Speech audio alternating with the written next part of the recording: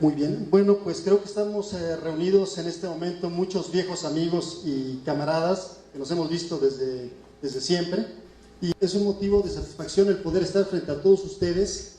Hace exactamente 10 años hablé en este mismo lugar para presentar también a otro camarada español, a don José Luis Corral, y hoy coincidencialmente me toca nuevamente presentar a otro gran español, a don Pedro Varela. Lo que había comentado en este momento creo que no requiere más preámbulo. Un verdadero defensor por la libertad y por nuestros ideales. Don Pedro Varela encarna todo ese raigambre español, firme ante la adversidad, defensor de la verdad, y es algo que nos debe de conmover el hecho de poderlo tener aquí en este momento.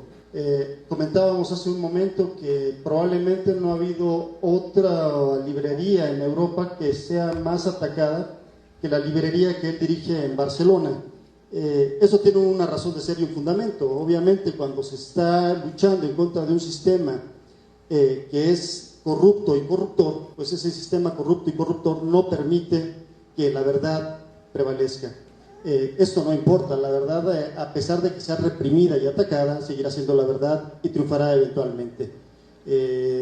Siento que vamos a aprender mucho en esta plática y vamos a tener la oportunidad de verlo de viva voz.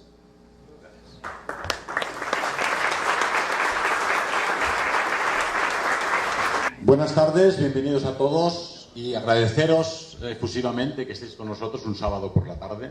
Podríais estar viendo la televisión, tomando un helado, paseando con la familia, y venís aquí a pasar calor y a escuchar a oradores muy serios y muy formales que intentan educaros. Pero tenéis con vosotros a una personalidad del tamaño del formato de don Salvador Borrego. Le decía yo hace 2 minutos que ha sido mi maestro y mi ejemplo, mi norte y mi guía desde que yo tengo 16 años, y creo que tenéis un regalo del Todopoderoso entre vosotros y tenéis que haceros dignos sucesores de él, ¿no? Dije en la conferencia de Guadalajara los otros días que San Vicente Ferrer siempre afirmaba a la gente: no hay muertos, todos son vivos, los vivos de este lado y los vivos del otro lado, pero al final lo único que te liberas es de este cuerpo, ¿verdad? Un día don Salvador partirá hacia los luceros y seguirá estando con nosotros sin lugar a dudas, del mismo modo que vosotros seguiréis estando cumpliendo vuestra misión aquí. En Guadalajara hemos tocado 2 temas principalmente. Uno era la necesidad de reconocer el mundo tal y como es y reconocer lo que es la política, lo que es la realidad. Ocurre muy a menudo que confundimos los deseos con realidades, ¿verdad? Y afirmábamos que la importancia de los ideales está en los valores propios y no en la simbología, en las banderas, en la uniformidad, en la forma de vestir, que cambia conforme pasan los siglos, conforme pasan las épocas y como pasan las naciones. Sería absurdo que ahora vosotros estuvierais aquí vestidos de SS y de negro, porque la gente diría: pero si no sois alemanes, ni vivís en los años 30, vivís en México en 2015. Sin embargo, hay valores de aquellos, como hay valores de los combatientes españoles de la División Azul, o hay valores de la Grecia clásica y de la forma de concebir el arte, y hay valores de la concepción de Estado de los romanos, y hay valores del romanticismo alemán, y hay valores de los conquistadores españoles que os trajeron la cristiandad y otra cultura, y hay valores propios de los mexicanos que teníais ya aquí, ¿verdad? Cada época, cada nación, cada cultura nos aporta unos valores, y nosotros hemos de saber sintetizarlos. La segunda parte de mi segundo discurso en Guadalajara fue sobre la necesidad de conocer nuestra propia identidad. ¿Por qué luchamos? ¿Por la bandera mexicana? ¿Por la bandera española? ¿Por una palabra llamada España, que anteriormente había sido Celtiberia o Hispania o Península Ibérica? ¿Por México, la República Mexicana, que anteriormente había sido un imperio azteca y anteriormente pues era un territorio con una serie de tribus, ¿verdad? No. Lucháis por una cultura, por una nueva identidad que es la nación mexicana, que es una nueva realidad y una nueva nación y una nueva población, ¿verdad? Pero para poder luchar por esta nación, como yo hago por España o por la cultura europea, lo primero es conocer vuestra nación, conocer vuestra música, vuestros poetas, vuestros pensadores, vuestra historia, ¿verdad? Pero no voy a repetirme sobre esto porque de ello ya hablamos en Guadalajara. creo que aquí veo mayoritariamente gente joven. Tendríamos que insistir en la necesidad de una formación integral. Es decir, reconocer el mundo tal y como es, conocer la identidad de vuestra nación, porque es por la que vais a luchar, por la que vais a dar vuestro tiempo, vuestra juventud, vuestra salud y quién sabe si vuestra vida. Y finalmente, la formación integral necesaria para que todos vosotros seáis un ejemplo. Pensad que representáis altos ideales, representáis personalidades de la historia que alcanzaron cotas de heroísmo, incluso en ciertos casos de santidad. Representaréis en el futuro a don Salvador Borrego. Tenéis que ser dignos de representarle. No podéis avergonzarle. No puede ser que dentro de 10, 15, 20 o 30 años diga, tú eres seguidor de don Salvador Borrego, ¿verdad? ¿Y cómo vas con esas pintas? ¿Cómo vas así disfrazado? ¿Cómo te emborrachas de tequila cada noche? ¿Cómo escuchas esa música horrorosa? ¿Cómo es que no pegas golpe y no madrugas temprano? ¿Por qué no haces deporte y haces gimnasia? Que es lo que promovían los ideales de aquellos que don Salvador Borrego defendía, ¿verdad? Entonces, lo más importante para vosotros es ser un ejemplo para los demás y vivir el pensamiento y la ideología que queréis defender en vosotros mismos. Para poder defenderla, cada uno de vosotros ha de ser un líder en su campo. Tenemos necesidad de líderes. El gran problema de la cultura occidental, de la cristiandad toda de México, es que tenéis un pueblo magnífico de gente humilde, amable, que constantemente quiere ayudar. Preguntas en cualquier calle y toda persona está dispuesta a acompañarte hasta la calle siguiente para mostrarte cómo coger un camión, cómo llegar a algún sitio. De una bondad increíble. Pero tenéis unos estadistas mediocres, por no decir francamente malos.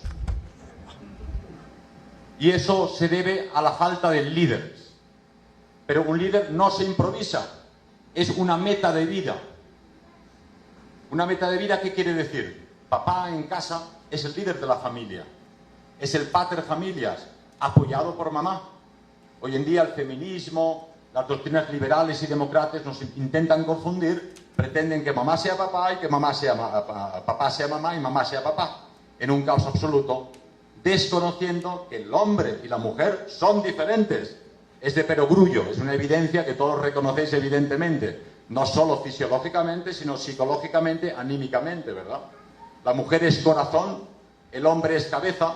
Ahora vendrá alguno que dirá, ¿no pretende usted que la mujer no tiene cabeza? No, tiene cabeza, pero le guía el corazón. Y el hombre no tiene corazón, sí, el hombre tiene corazón, pero le guía la cabeza. De ahí que hombre y mujer forman una unidad inseparable. Y en casa, el líder es sin duda el papá.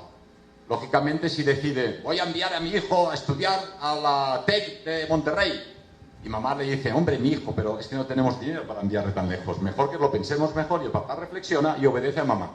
Pero la autoridad la tiene que tener papá. Entonces, es evidente que papá necesita que se le respete, que tenga autoridad, y mamá necesita cariño y que la ame.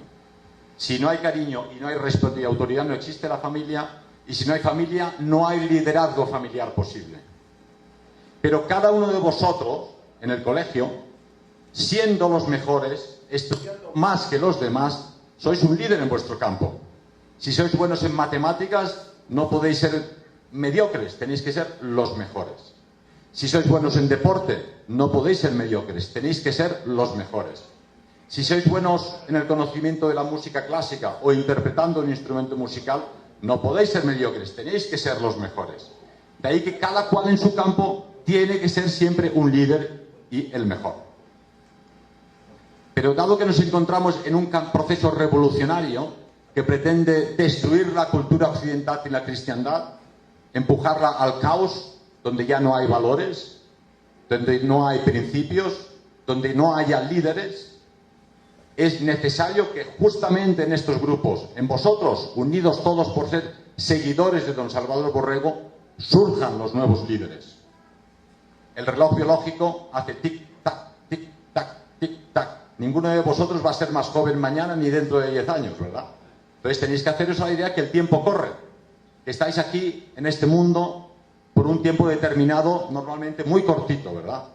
Y este tiempo que se os es dado, que os regala el Todopoderoso, para que deis un ejemplo, para que seáis líderes morales entre vuestros contemporáneos.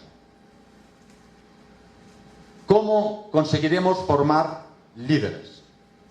Hoy en día muchas personas quieren ser líderes, entre comillas, porque aporta prestigio, aporta dinero, uno puede escalar en la sociedad y conseguir una carta de diputado en el Parlamento, pero la gran pregunta que tiene que hacerse el líder es: ¿cómo puedo yo llegar a ser un líder como Dios manda? Que pueda liderar personas, que pueda ser un ejemplo ético y moral y que pueda incorporar en sí mismo la nobleza necesaria del auténtico líder. Eso ya es un buen camino. Alguien que se hace la pregunta: ¿cómo podría ser yo líder en mi pequeño grupo de 3 o 4 camaradas en este barrio? ¿Cómo podría yo ser líder en mi pequeño pueblo o en mi pequeña ciudad? ¿Cómo podría yo ser líder en mi escuela? La pregunta errónea que se hace el antilíder es: ¿cómo conseguiré yo ser líder para ganar más dinero? ¿Para tener más fama? ¿Para tener poder? ¿Para poder tiranizar a los demás? ¿Para que me obedezcan? ¿Para tener muchas chicas, una cada fin de semana? Pero ese no es un líder, ese es el antilíder. Y esa es la gran cuestión que tiene que plantearse todo joven en México, en España, en Noruega y en Pernambuco. Cada uno de vosotros ha de autoexaminarse y reflexionar y pensar: ¿qué puedo yo dar a mi pueblo, a mi familia y a la humanidad que el día que desaparezca no tenga que avergonzarme ante Dios ni dejar un mal recuerdo entre aquellos que quedan en la tierra?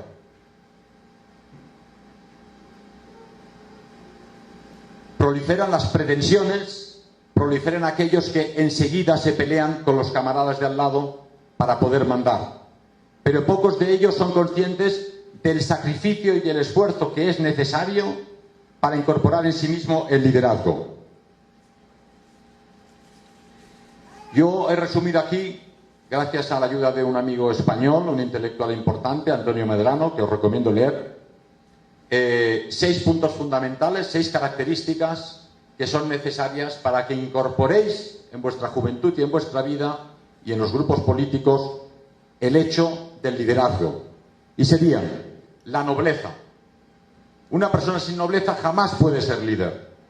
Noble es aquel que odia la mentira. Noble es aquel que lucha primero por el bienestar de los demás antes de luchar por el propio bienestar.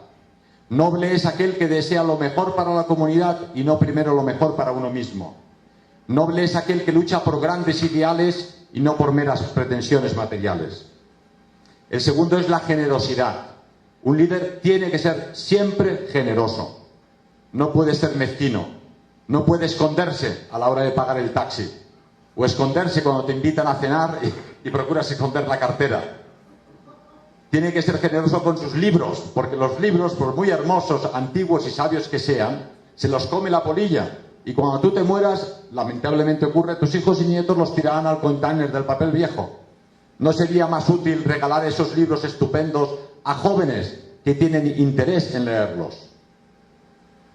Yo recuerdo todavía en los años 72-73 un capitán colombiano de la Armada que me regaló el primer ejemplar de Derrota Mundial de don Salvador Borrego, y con él una lista de 6 títulos que debía indispensable leer.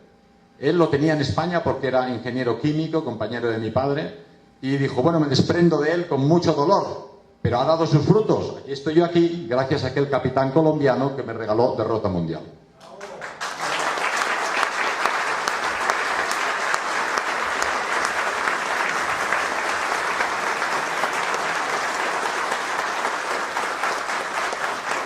El tercer punto fundamental para conseguir formar líderes en vuestros grupos es la objetividad. Uno, lo he dicho al principio, lo dije en Guadalajara, no puede nunca confundir sus deseos con realidades. Si un camarada que milita contigo es pendenciero, borracho y sucio, tienes que admitir que tu amigo es pendenciero, borracho y sucio. Y si un día te encuentras a un demócrata liberal o un marxista que es noble, que es generoso, que es bueno y verdadero, tienes que aceptar que este marxista es joven, bueno y verdadero. Es decir, nuestra forma de ver el mundo, nuestra forma de ser, no nos permite engañar ni aun cuando eso nos conviniese políticamente o personalmente. La objetividad es fundamental para reconocer los hechos. Si ahora yo aquí dijera: ¡ánimo, camaradas! La semana que viene estamos en el poder. Primero os troncharíais de risa. pero luego sería mentira, no sería objetivo. El objetivo es reconocer en qué situación nos encontramos, quiénes somos y qué posibilidades tenemos de resistir la revolución mundial, porque nos encontramos en una auténtica revolución mundial que pretende hacer sucumbir a todos los pueblos en una sopa monocolor, todos de color verde, donde todos comeremos yonky food, que dicen los anglosajones, todos beberemos Coca-Cola y escucharemos una música horrorosa, ¿verdad? Frente a eso tenemos que ser objetivos y decir, tenemos pocos medios, el enemigo tiene un poder tremendo, pero yo estoy decidido a resistirme a este hundimiento de la civilización y para ello voy a dar ejemplo. Entonces hemos hablado de nobleza, generosidad y objetividad. Otro punto fundamental para el liderazgo es el sentido de la responsabilidad. Si tú eres papá de una familia con 7 niños, es evidente que has de trabajar lo suficiente para poder alimentarlos. Y si tienes 7 niños, lo que no vas a hacer es comprarte un camión Mercedes 500 Compressor, que vale muchísimo dinero, porque tus niños van a pasar hambre dentro de un par de años, ¿verdad? El sentido de la responsabilidad hace al líder, al hombre noble, analizar sus capacidades y sus posibilidades y saber hasta dónde puede llegar.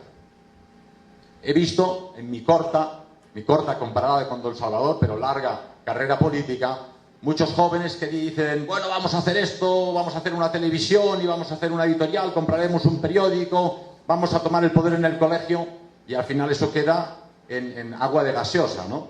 Porque lógicamente 5 chicos jóvenes que salen del colegio con entusiasmo, sin demasiada preparación y sin experiencia, es difícil que consigan grandes éxitos de inmediato. Entonces, el sentido de la responsabilidad ha de llevar al líder a todo aquello que prometa ha de cumplirlo. Y no ha de exigir a nadie entre sus militantes nada que él mismo no pueda cumplir. Tú no puedes decir a los camaradas, bueno, hoy no hay sitio para dormir, dormiremos todos en la alfombra. Luego tú te vas a una cama de lujo, ¿no? King size, para dormir como un señor. Porque primero, eso no convence a nadie. Segundo, vas a perder toda tu autoridad. Y tercero, vas a demostrar que eres un villano, ¿verdad? Otro punto fundamental para los nuevos líderes es la humildad. Yo creo que aquí la humildad no hace falta que os la describa. Tenéis que observar a don Salvador Borrego. Siempre en segunda línea, siempre discreto, siempre modesto, ¿verdad? Un líder nunca habla de sí mismo y nunca habla demasiado. Un líder reconoce en los demás sus valores y él se hace reconocer por sus acciones y por sus valores. Alguien que está constantemente hablando de sí mismo, podéis estar convencido que será un mal líder. Y alguien que está constantemente hablando de sus virtudes, podéis estar convencido de que no las tiene. Entonces es importante si un día decir, bueno, ¿a quién escogemos? ¿A Pepito o a Menganito? Fíjate si es humilde o no es humilde, pues que es un punto fundamental. Y otro punto fundamental sin el cual es imposible reconocer a un líder y que un líder sea un líder como tal es la valentía. Es decir, sin valentía es imposible ser líder. El líder tiene que hacer frente a muchas situaciones de estrés, a muchas situaciones difíciles. Tiene que estar en primera línea con sus militantes, con sus amigos, con sus camaradas, cuando otros preferirían retirarse e irse a casa, ¿verdad? Entonces, tenemos un gran ejemplo en los héroes del Frente del Este, donde divisiones de voluntarios españoles, noruegos, belgas, franceses, italianos o alemanes combatieron contra el bolchevismo que pretendía descristianizar Europa, ¿no? Y cada uno de ellos, un cabo con un pequeño grupo de soldados, o un sargento, o un capitán al mando de una compañía, estaba al frente de sus tropas luchando como el primero. Una cosa poco sabida es que el único ejército en la historia de la Segunda Guerra Mundial que llevaba a los altos oficiales de alta graduación a primera línea del frente era el ejército alemán. Pero de ahí precisamente la capacidad combativa del ejército alemán. Pensar que al acabar la Segunda Guerra Mundial cayeron presos de los soviéticos o heridos en combate 1 millar de altos oficiales. Normalmente, como sabéis, un alto oficial está en retaguardia, planificando las campañas, organizando, pero ellos consideraban que no podían hacer combatir a la tropa. A una proporción de 1 contra 8 combatían los alemanes contra sus enemigos. 1 a 8. Era un soldado alemán contra 8 soldados aliados. En ciertas situaciones las Waffen-SS combatía a una porción de 1 contra 12. Si ellos no estaban en primera línea. Y son conocidas las anécdotas de Rommel o Guderian, que se encontraban de repente cercados por las tropas enemigas porque habían avanzado demasiado en las líneas del frente. Pero lógicamente sus tropas seguían al líder y el líder, valiente, les demostraba que solo con valentía se podía librar aquella batalla. No es muy conocida, pero quiero mencionarla aquí, la batalla de Cherkasy. Todos habéis oído hablar de Stalingrado, ¿verdad? Donde el pobre general Paulus, con 300.000 soldados alemanes, no pudo hacer frente al cerco soviético, tenía dudas, tenía malestar de estómago, tenía un poco de miedo tal vez, se dejó cercar y luchó hasta que el ejército alemán, el sexto ejército de Stalingrado, quedó cercado y finalmente aquel fantástico ejército fue deportado a Siberia caminando. De aquellos 300.000 soldados apenas volvieron 6.000 después de la guerra, es decir, 290.000 cayeron en los campos de concentración. Pero un caso muy similar es la bolsa de Cherkasy, donde León Degrelle, belga, ni siquiera era alemán, comandando a los voluntarios de la división Valonia, se vio cercado por los soviéticos. Y era una situación desesperada, no tenían prácticamente nada que hacer. Pero él dijo, mirad, si nos quedamos moriremos todos, y los que no mueran serán deportados a los campos de concentración. Si combatimos podemos perder, pero si no combatimos ya estamos perdidos. ¿Rompemos el cerco? Sí, mi general. Y rompieron el cerco. Claro que por el camino quedó un 30% de la tropa, pero el 60 o 70% del resto del ejército de León Degrelle rompió el cerco, consiguió unirse a los alemanes y además salvó a otros grupos de ejército alemanes que se encontraban en peligro, ¿no? Esta es la gran diferencia entre el líder que tiene miedo en el momento decisivo y el líder que es valiente en el momento decisivo. León Degrelle podía haber caído tranquilamente allí. Me explicaba en España, soy herido de guerra al 90%, le habían caído buses, había dado la vuelta por los aires, tenía el corazón prácticamente torcido, ¿verdad? Pero sobrevivió a la Segunda Guerra Mundial y luego voló con un avión de Speer, el arquitecto de Hitler, de Noruega hasta España y siguió combatiendo después de la guerra, educando a la juventud española, escribiendo y dando mítines. Así pues, un líder que no es valiente, mejor que se dedique a otra cosa, porque sin valentía puedes hacer un buen trabajo de panadero, puedes hacer un buen trabajo de ingeniero, puedes hacer un buen trabajo de arquitecto, pero no puedes ser líder. Así que recordarlo, nobleza, generosidad, objetividad, sentido de la responsabilidad, humildad y valentía. El hombre noble tiene que tener primeramente un alma grande. Sin alma grande no se puede ser noble. Decía Schopenhauer, un hombre que maltrata a un animal no puede ser noble con las personas. Yo no me imagino a un camarada supuestamente noble dándole una patada a un pobre perro que le molesta, ¿no? Porque eso demuestra su bajeza de alma, ¿verdad?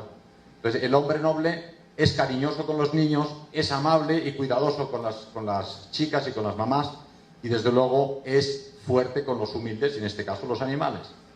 Entonces tenéis que ser realmente como los caballeros medievales, y esto lo repetimos en Guadalajara, dispuestos a ayudar a los débiles y a los oprimidos. Porque el punto fundamental, un líder no está para servirse a sí mismo, sino para servir a los demás, ¿no? Entonces la gran confusión de nuestro tiempo estriba en eso. Los líderes de hoy, los 600 parlamentarios que en el Parlamento español legislan contra el pueblo español, pues viven del pueblo español, tienen prebendas, después de 7 años de trabajo, entre comillas, pues ya tienen una pensión asegurada de por vida, mientras que cualquier español ha de trabajar 40 años para cobrar al final 600 o 700 euros al mes, ¿verdad? Entonces, estos son los líderes de hoy, ¿no? Sirven a sus necesidades personales, pero no sirven a los demás. El líder ha de ser generoso, por lo tanto, se ha de entregar totalmente a la comunidad a la que se dirige. Si no os queréis entregar a la comunidad a la que queréis dirigir, no os convirtáis en líderes. En general, el antilíder lo que intenta es promover siempre su nombre y su rango. Habla mucho de él, escribe mucho sobre sí mismo y no promueve el ideal, sino su nombre personal pasajero. Hemos dicho muy a menudo que los seres humanos desaparecemos de este mundo, ¿no? Y quedan solo los ideales. ¿Quién de vosotros recuerda a algún general romano? Pocos.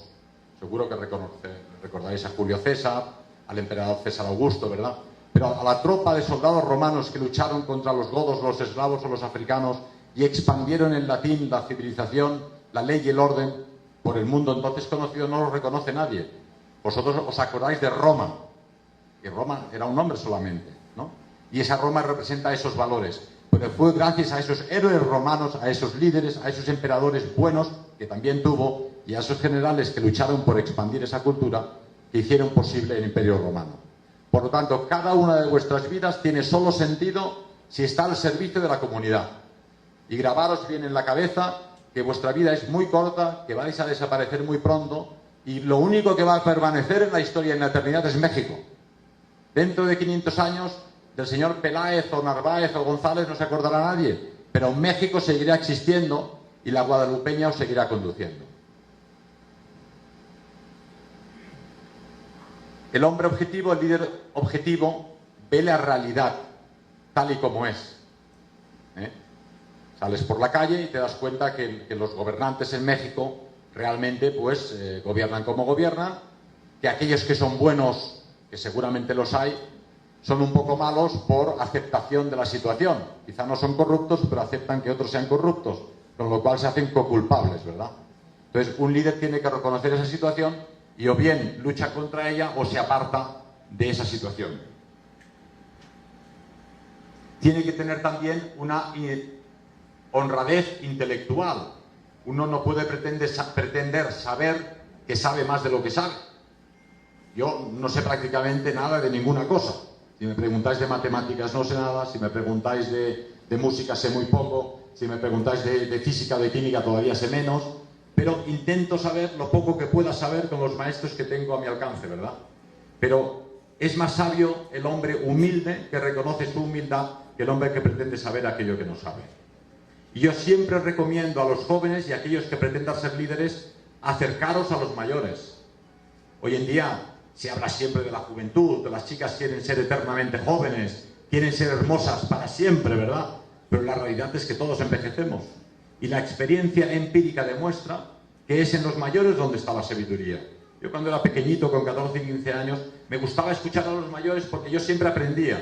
Escuchaba cosas buenas, cosas interesantes, experiencias, y los otros chicos iban a jugar detrás de la pelota o a romper los cristales de la estación con piedras, ¿no? Entonces no me interesaba romper los cristales de la estación con piedras, me iba a escuchar a los mayores. Aquí tenéis no al mayor, sino al más mayor de todos, del que tenéis que aprenderlo todo, ¿verdad?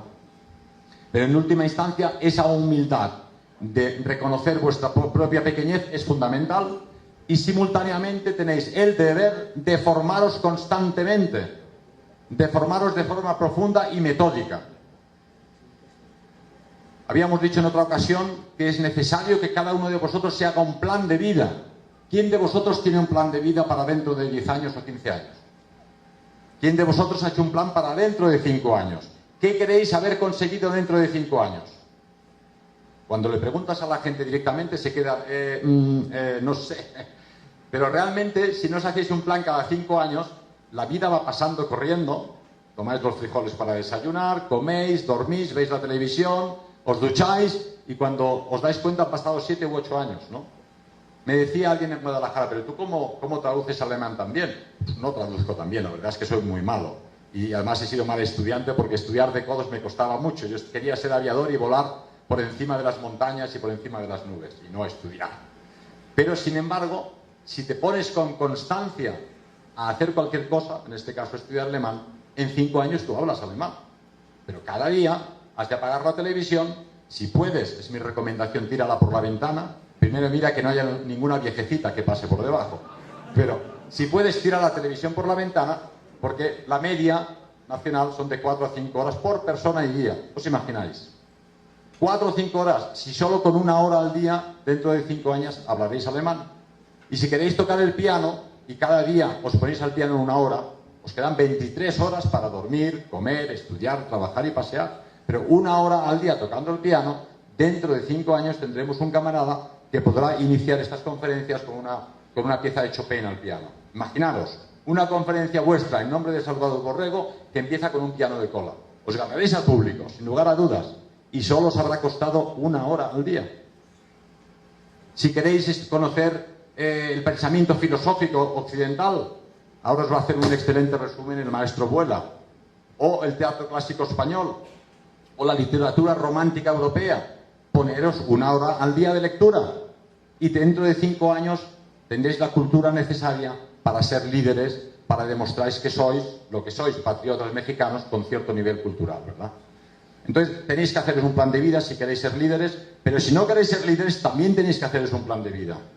Los chicos con 7 años son niños, pero a los 14 ya son adolescentes, y a los 21 ya tienen novia, y a los 29 ya tenían que haber llegado los primeros bebés, y ya tienen que haber acabado la carrera.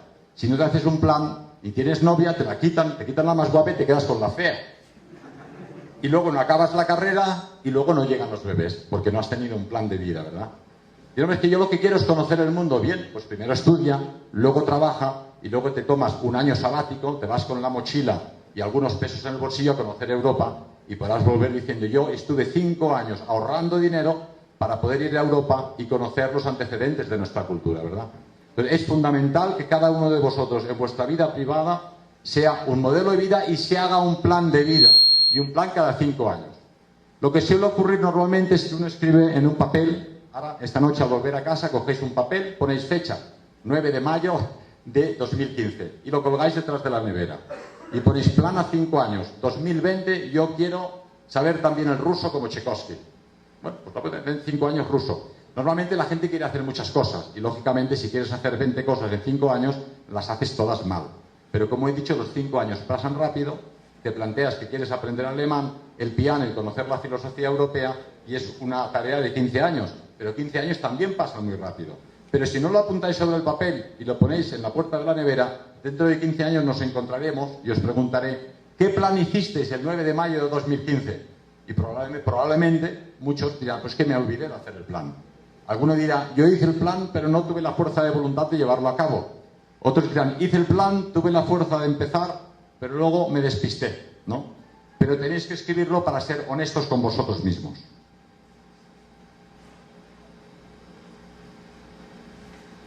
Muy bien. Todos estos puntos que he mencionado, muy sencillos, yo os recomiendo, como he citado al principio, a este autor Antonio Medrano, un autor español, muy amigo nuestro, que tiene 2 grandes libros que son La lucha contra el dragón. El dragón no es un monstruo que hay en las cavernas, sino el dragón interior. De ahí la simbología, creo que es en Guanajuato, que tienen como símbolo el dragón luchando, San Jorge luchando con el dragón. En Cataluña, el símbolo de Cataluña es también San Jorge luchando contra el dragón. En Inglaterra, San Jorge luchando contra el dragón. Y no porque hubiese dragones, sino es la lucha del bien contra el mal, de alguna forma, ¿no?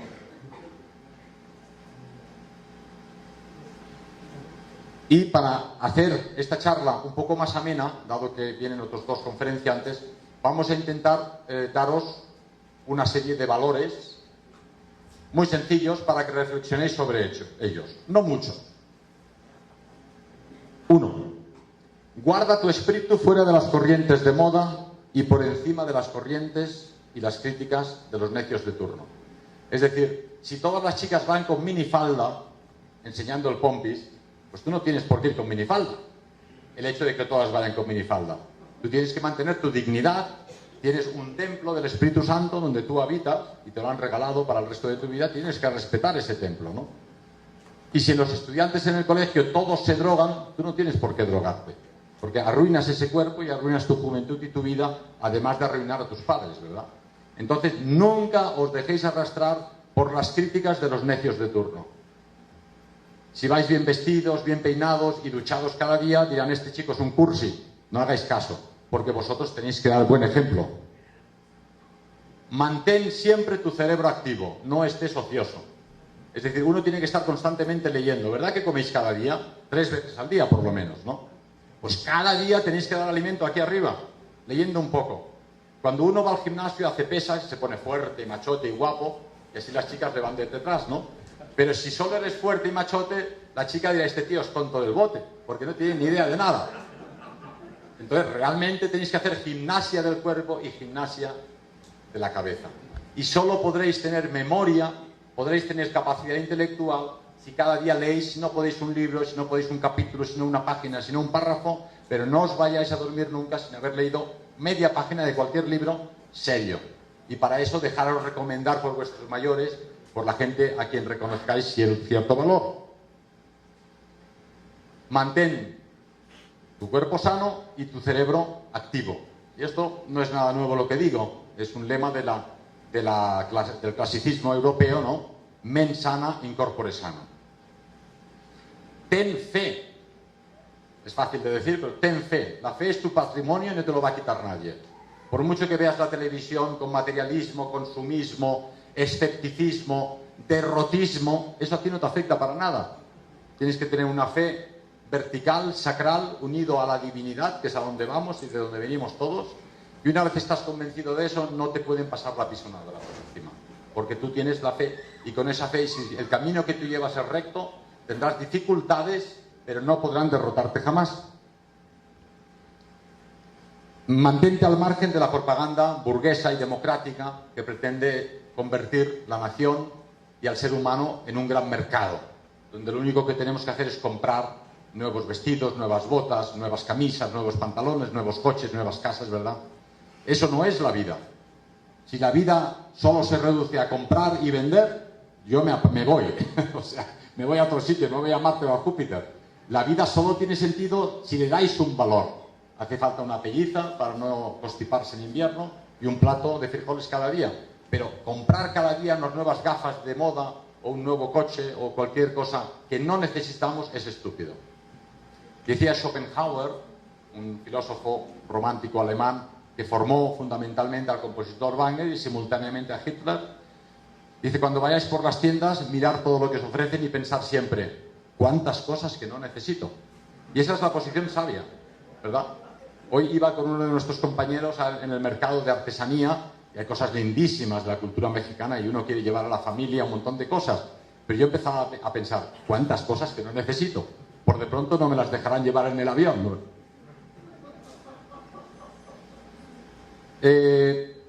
Respeta al enemigo siempre que sea digno, pero desprecia al enemigo innoble. La tradición guerrera europea, pero no solo europea, siempre ha respetado al vencido. El vencido que lucha noblemente ha de ser respetado, se le ha de respetar la vida y sus posesiones.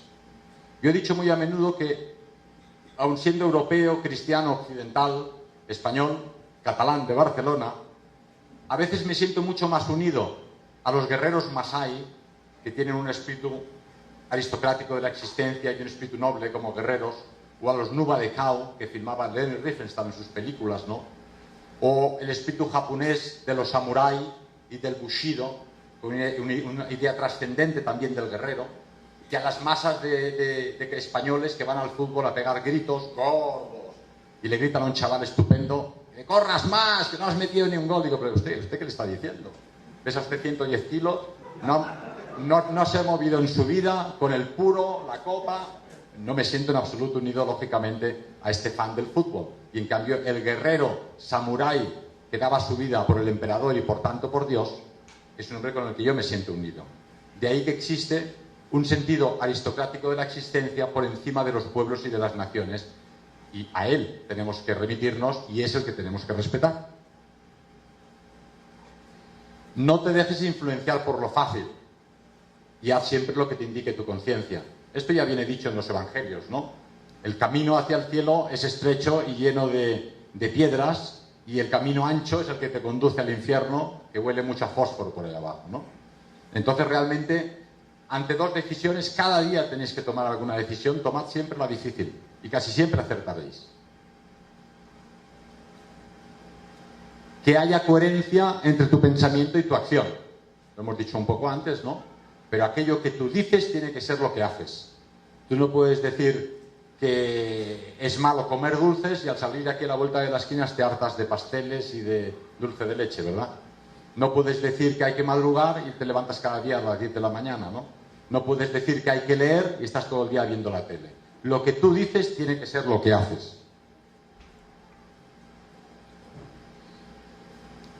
El vicio degenera el cuerpo.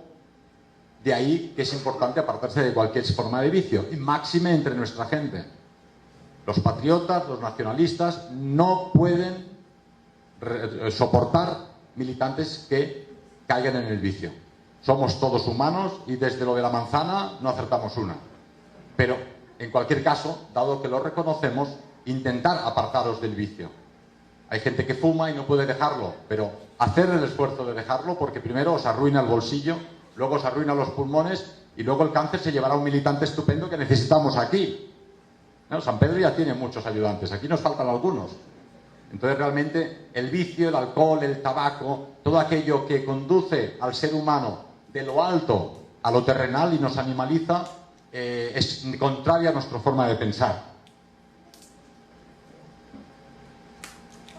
Cuida tus expresiones y no seas soez. Parece un manual de Boy Scouts, pero es así. Nuestra gente no puede soltar tacos. No sé, los tacos no son la comida mexicana en España, sino una palabrota fea, ¿verdad?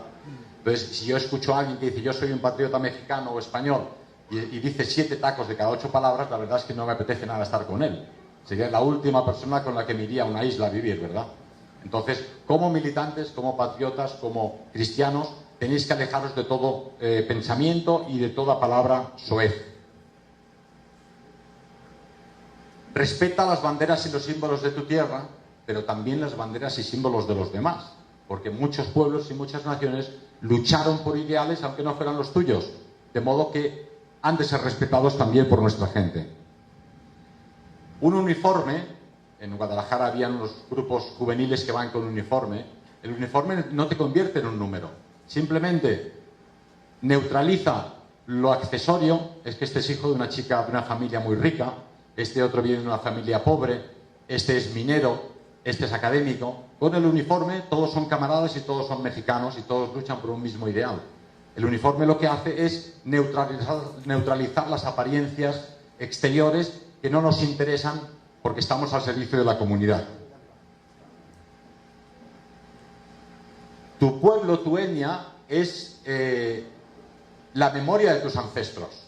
Aquí, viendo al auditorio, me encuentro prácticamente como en España, porque hay un gran predominio del genotipo y del fenotipo español que trajimos nosotros de España. Y luego tenéis esa nueva entidad mexicana de los que vivían aquí antes de que llegaran los españoles. Y sin embargo, vuestra forma de pensar, vuestra forma de ser, vuestra música, cuando la escuchamos nos damos cuenta que es música española.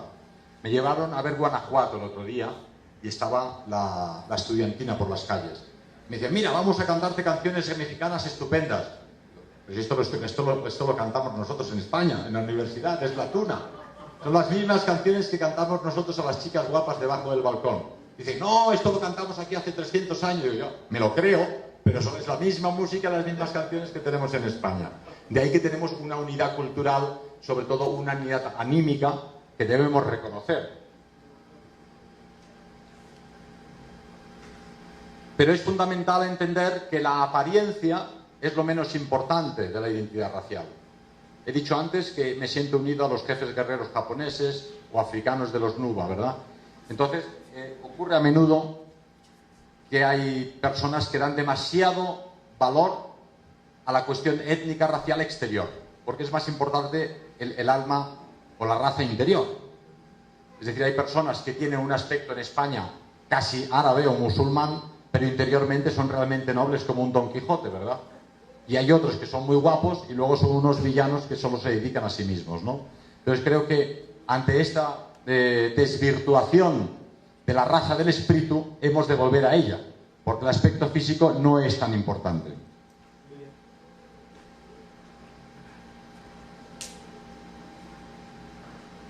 La diversidad de los pueblos del planeta forma la gran riqueza de la creación. Si Dios nos hubiese querido hacer a todos iguales, lo digo a menudo, nos habría hecho a todos de color verde, pero nos ha hecho negros, blancos y amarillos, mexicanos, argentinos, yanquis, canadienses, españoles, portugueses, indios, porque así es bonito el mundo. En la declaración de Río, en Brasil, hace unos años hicieron una declaración según la cual había que defender todas las especies de árboles, todas las especies de animales que estaban desapareciendo constantemente. Y yo me pregunté, ¿aquí se han olvidado de algo? De defender todas las naciones y todos los pueblos del planeta. Porque lo que pretende el sistema es eliminar las fronteras, eliminar las razas, eliminar las culturas, que seamos solo un número que paga impuestos y que obedece fielmente al amo, ¿verdad?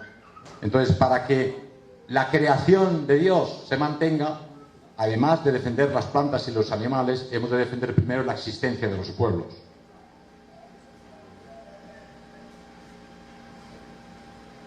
Cree en Dios, es la fuente de fuerza, decía Rudolf Hess. Aquí tenemos el libro de su enfermero, que tomó la palabra en Guadalajara, fue enfermero suyo en Spandau.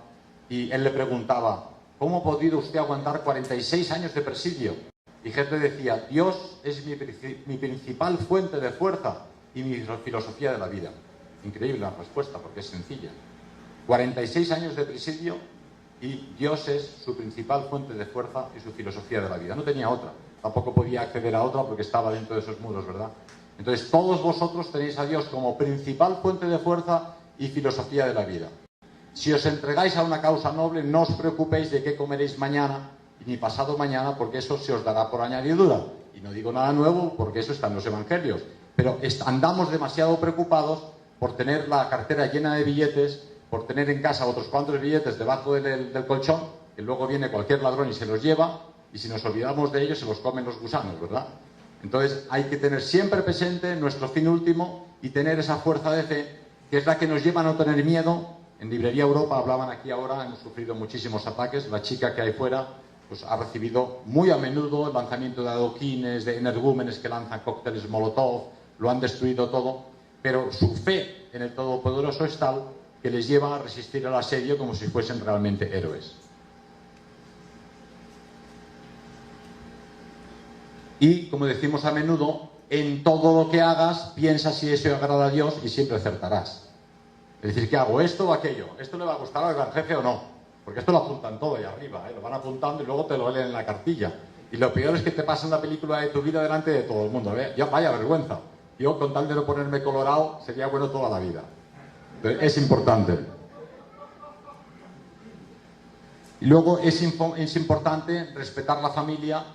Ya sé que hoy en día es complicado, el protestantismo, el consumismo, la propaganda de Hollywood nos ha llevado a que prácticamente los católicos nos divorciamos, nos casamos, nos volvemos a casar, pero eso no es la catolicidad, eso es cualquier cosa.